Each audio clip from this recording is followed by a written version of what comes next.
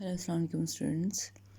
चलिए मैं आपको रैंडम वेरिएबल को थोड़ा दोबारा से एक्सप्लेन कर देती हूँ।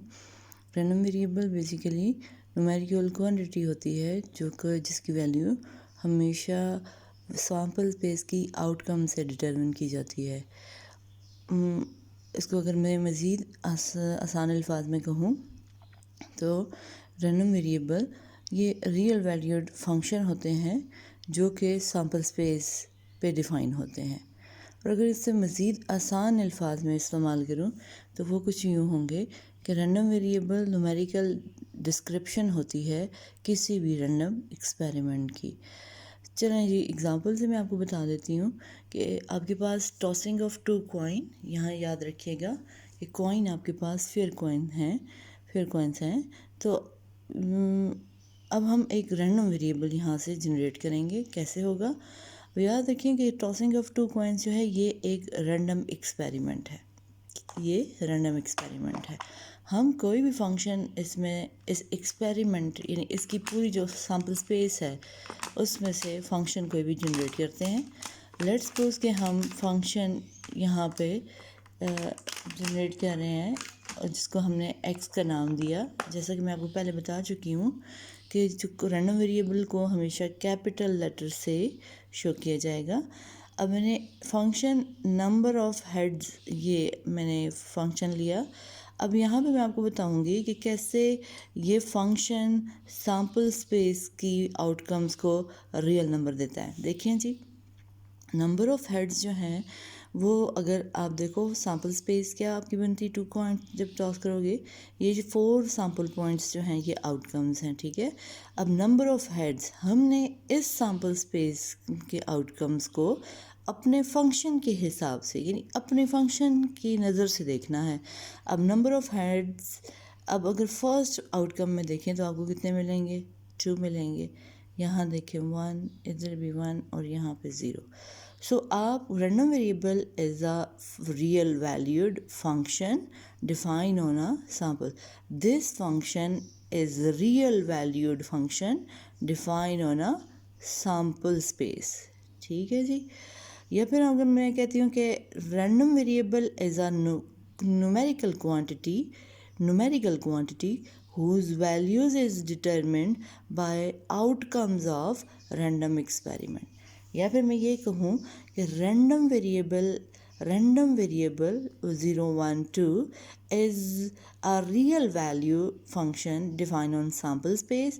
Random variable is a numerical description of random experiment. Tossing of a coin मैंने आपको थोड़ी देर पहले बता दिया is a random experiment and numerical description of this random experiment is basically random variable. ठीक है, चलें जी, अब टाइप्स की बात करते हैं। There are 2 types of random variable. The one is discrete random variable. चलें आपको पहले डिस्क्रीट के बारे में बता दूँ। Discrete random variable basically a real value function defined on a sample space takes isolated gapped values or jumping values. For example, अगर ये देखें 2 पॉइंट टॉस, तो हमारे पास एक रैंडम वेरिएबल हमने जनरेट किया था जिसकी रियल वैल्यूज़ जो हैं वो 0, 1 एंड 2 थी। देखें 0 से 1 पे जंप 1 से 2 पे जंप। सो ये क्या है? Jumped values. अब हम इसको गैप वैल्यूज़ भी कहते हैं, ठीक है। या फिर इसको हम आइसोलेटेड यानी सेपरेट हैं, गैप है इनमें, आइसोलेटेड वैल्यूज़ हैं ये, ठीक है जी। उसके बाद सेकंड बात, हम these values are countable and finite in nature. ये काउंटेबल होती हैं, फाइनाइट होती हैं। अब इसकी अगर एग्जांपल्स को देखें तो हम कह सकते हैं rotten eggs in a lot. आपके पास ये एग्स की लॉट आई है, आप उसमें से देखना चाहते हैं रोटन एग्स कितने हैं। रोटन मीन के जो एग्स ठीक नहीं हैं, गंदे, ठीक है। अच्छा, फिर उसके बाद रोटन टोमेटोज इन अ क्रेट्स आते हैं, उनमें देखना चाहें कि कितने नंबर ऑफ हो सकते हैं कि एक क्रेट में से 10 टमाटर रोटन निकले, हो सकते हैं दूसरे में से 5 निकले, हो सकते हैं अगले में से 3 निकले, ठीक है जी। सो ये एग्जांपल है और बहुत सी एग्जांपल जैसे टॉसिंग ऑफ कॉइन है, रोलिंग ऑफ डाई है, बहुत सी सारी डिस्क्रीट की एग्जांपल्स हैं।